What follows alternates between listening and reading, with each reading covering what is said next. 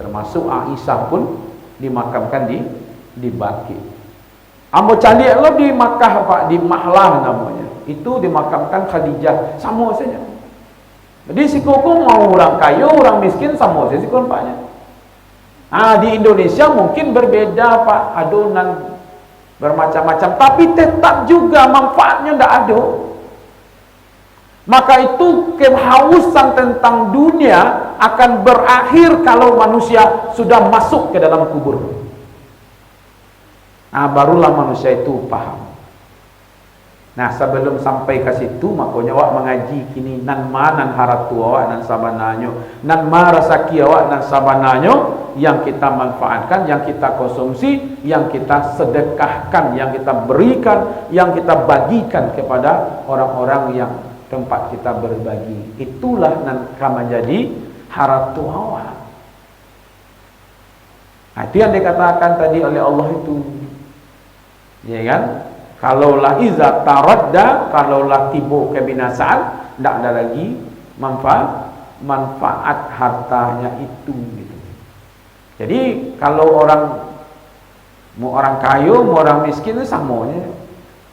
Makanya ada ayat mengatakan begini Bapak Ibu, wa anfiqu mimma razaqnakum min qabli ay ya'tiya ahadakumul maut fayaqula rabbi laula akhartani ila ajalin qarib fa asaddaqa wa akum minas salihin. Nanti merato-rato akan ada orang, kata Allah, ketika dia diperintah untuk menafkahkan hartanya, dia berat, bersedekah berat, berinfak berat, bayar zakat pun berat, berbagi pun berat. Ketika datang kematian, mereka meratok. Padahal dia tahu kematian itu tidak akan pernah ditunda, tapi dia tetap jonyo marato. Laula akhartani, sekiranya ya Allah engkau tunda kematianku, ajalin qarib, sedikit saja ya Allah. Apa yang akan dilakukannya? Fa asad baka, dia akan bersedekah. Bisa tidak ditunda? Tidak perlu ayat jauh-jauh menjelaskan itu. Setelah itu, surah Al-Munafikun ayat 10, ayat 11-nya sudah menjelaskan itu Pak. Walai yu'akhirallahu nafsan iza ja'a ajaluha. Allah tidak akan menunda kematian seseorang kalau ajalnya sudah sampai. Maka itu tidak akan memberikan manfaat apa-apa, maupun banyak harato, ya kan? Mudah-mudahan Bapak Ibu, ya kan, yang milik kita bisa kita nikmati, bisa kita bawa mati. Kalau bisa bawalah mati Pak Ibu. Amih itu dibawa mati Pak. Dolar itu kalau ada bawalah mati. Ya tak?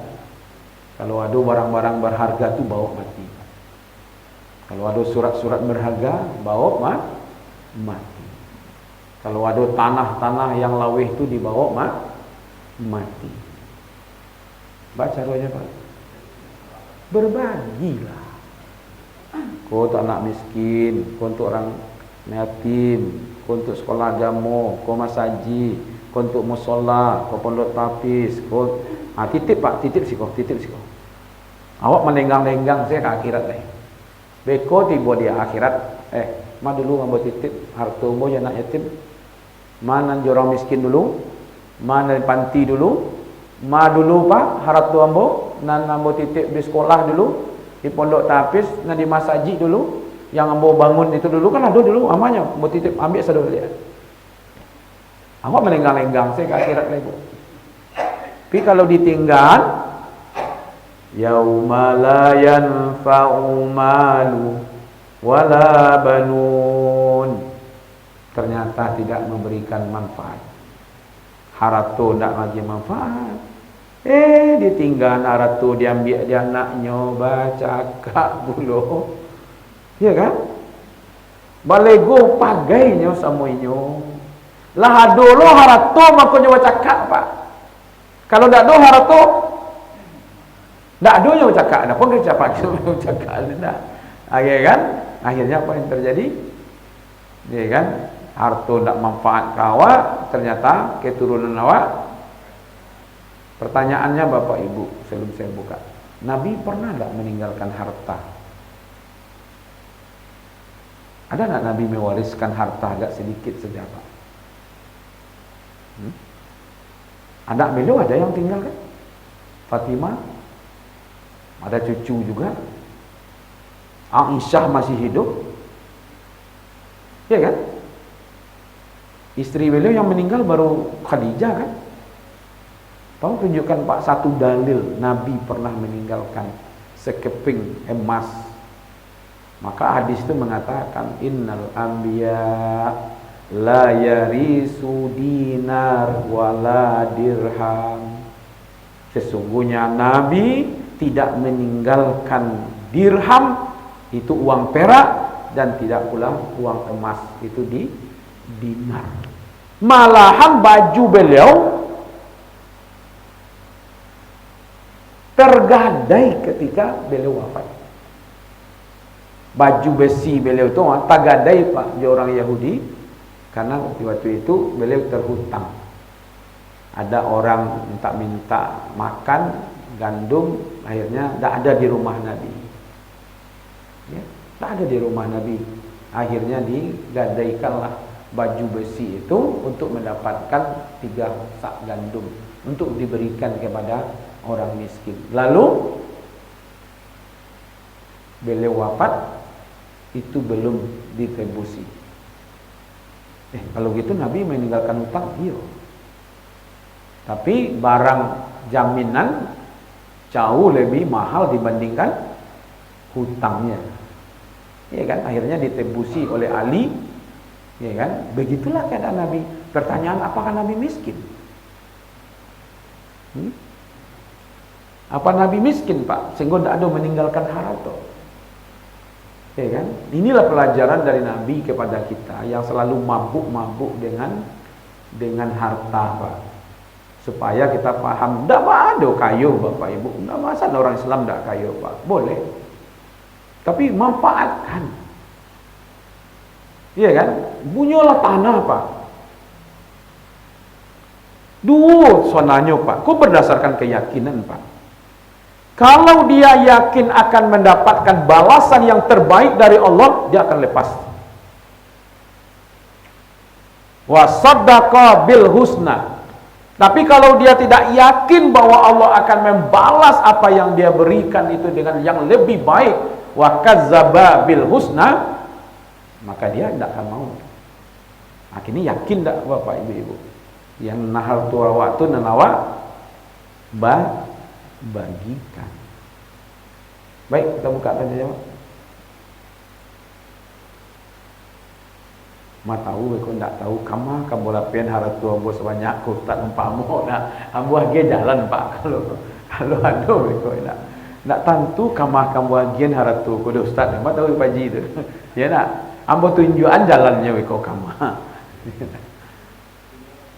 ya kama apa tu haratu dulu ko tunjukan ko jalan. Ibu-ibu ada. Kok lain manong Ibu? Tabayang-bayang saya. Okay. Itulah Ustaz. Dulu memang awakku panganaku Ustaz. Ndak tentu sedo. Anak yo balimo Ustaz. Disangku anakku ka awak sadu. Dibangunlah rumah semewah kuat. Tinggi 3 tu Ustaz. Tu di atas tu ada ampek kamar, di bawah ko ada lo 3. Nah di bawah ko ada lo ampek kamar Ustaz. Kini jangan naik, kamu manfaatkan mancani saya kata itu lah goyang letik ini Ustaz. Naik ke tingkat 3 tu sajalah. Nama ambui Pak. Suatu saat yakin lah Bapak Ibu nanti. Sawan talai Pak. Ya kan? Paling-paling Ibu butuh nanti kamar lalu, dakek jo kamar mandi. Dakek jo tampek makan. Ya nak. Dakek jo masaji. Kalau nak madu-adu sudah tu nanti. Dia alif tak tak bisa pakai masaji jauh ustaz. Ya benar. Sontah lah yakinlah bapak ibu. Kau je bangga anak. Ya kan? Hah? Tak je cari wajah tak kalau mau pak. Bapak ibu, saya ingin tutup kajian ini dengan satu ayat begini pak. Wa man nu'ammirhu nunakishu fil khalqi. Siapa yang kami panjangkan umurnya, kami kembalikan pada masa penciptaannya. Masa ketek ini. Masa ketek itu ada dua pak. Satu, fisiknya lemah. Makanya anak-anak ketek itu kan lemah fisiknya pak. Ya kan, berjalan sontak jatuh. Lo jatuh kok. Jalan lari jatuh gitu ya. Suatu saat nanti awak akan balik ke situ pak. Dia dapat sangko lo semakin tua semakin gaya tu semakin kuat endak apa. Bakok sawanyak aku mencari tampek menyandar sadonya coba yang apa. Ha? Ba kira-kira pak. Nanti salah fisik salahnya. Nah mudah-mudah je dia. Ya kan? Kalau mudah-mudah dak baru nyandar-nyandar kan. Ya kan. Waktu pak itu ah. Satu ya. Yang kedua, anak ketek itu pikirannya tidak sempurna ada pak. Akalnya tidak cukup, betul tak? Awak kebalik ke situ balik pak. Maka dari itu bapak-bapak, ibu-ibu, semakin hari yang urusan-urusan dunia pun tidak usah dipikir mana. Tak fokus lah. Kalau lah umur dia teh 60 apa aja dunia aja deh. Pak banyak baca Quran, pak banyak berzikir, pak banyak solat gitu. Nyok nanti pak, otaknya tu menciut pak. Makanya banyak yang lupa. Semakin tua nanti kau lupa gitu. Karena kalau nyu ingat sadonyo pak menjadi beban bagi dia, tidak sanggup fisiknya. Makanya kalau lah di hati 80 hilang pendengarannya, jadi dia aja alat dengar le pak. Nah itu memang itu kajiannya itu. Kalau apa agi aja alat dengar, beko ndak patut tadangar nyo tadangar. Orang babisiknya kancangnya, ndak kuat fisiknya menahan taibo hatinya. Kalau lah tangga gigi kau pak umur, jangan dia aja gigi palsu pak. Ikonya makan nang kare-kare pak di pabriknya tak tercerna lagi. Nyolah dicocokan mana cocok je mulai, mana cocok je pabrik. Nang kare-kare itu maksudnya bukan batu, bukan kereke itu maksudnya. Iya kan? Nyo makan nang kare-kare pak, nyo lulut di bodi si pabrik indah. Makanya orang pernah mengecek. Dan banyaknya dia pikir, bu, dah dosa nak pikir daya tahannya itu tidak kuat. Nah, kalau apa yang ingin saya sampaikan, kalau bapak ibu main asik-asik dengan Al-Quran, main asik-asik dengan zikir, dengan doa, dengan selawat, dengan solat, maka itu yang acok masuk ke dalam pikiran awak. Sehingga lain-lain pun tidak terpikir itu pak. Maka akan ketemu nanti ada orang kalau bicara tentang Al-Quran pengajian agama nyambung nyopak. Tapi kalau urusan dunia bawa dulu mudah-mudah tak takana dia nyolai. Ada tak? Maka tu tidak usah sibuk lah pak dengan pesta-pesta. Tiba-tiba orang pemilu sibuk lah dengan pemilu. Ni nak lah heboh lah dengan pemilu. Dah lah pak. Calon presiden tu kan 3 pak. 6 pasti kalah 2 pak. 6 pasti menang.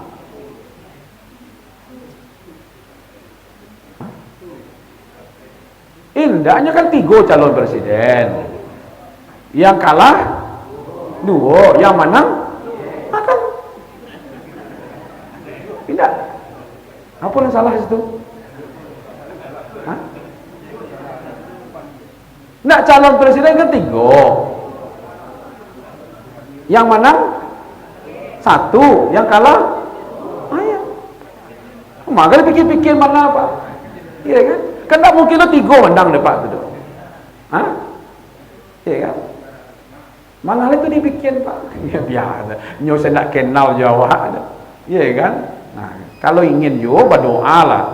Ada pilihan yang terbaik. Setelah berdoa lalu aminkan. Kan itu ya masalahnya.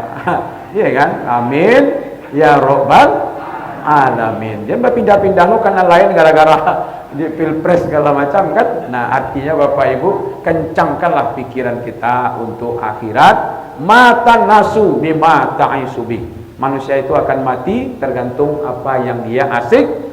Ini tidak harta dan dia asik, tidak jabatan, tidak pangkat, tapi urusan akhirat. Mudah-mudahan dampaknya. Mohon maaf wabillahi taufik hidayah. Wassalamualaikum warahmatullahi wabarakatuh.